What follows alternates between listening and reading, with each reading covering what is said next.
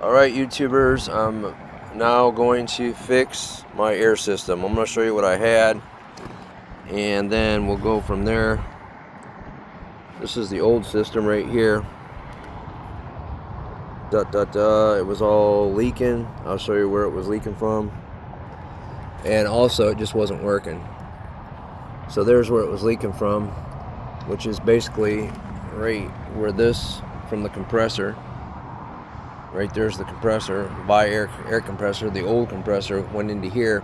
The old one had a 3/8 inch NPT, so I had to use a reducer to a 1/4 inch. The new one has a 1/4 inch, so I can just go right to a 1/4 inch female. But I've got to get the length to fit in between these two brackets here. That's the mounting.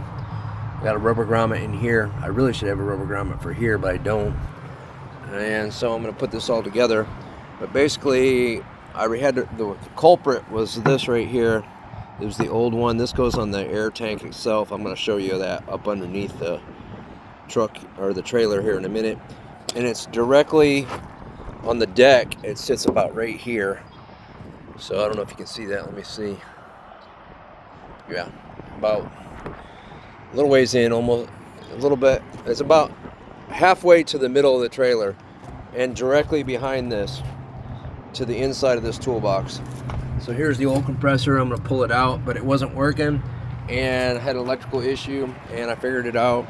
It was this, the cutoff switch, which turns the thing on when it falls below 90 psi and shuts it off when it gets to like 120. Part number 90223.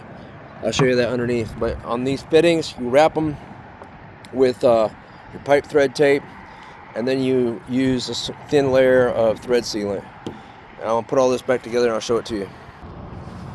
Alright, I'm up underneath the trailer. Here's the air tank. Here's the pressure cutoff switch. And I'm going to heat shrink these. I got a little mini torch to put on them. But, yep, that's the culprit right there. How do you like the way I got my tank strapped in there? Redneck.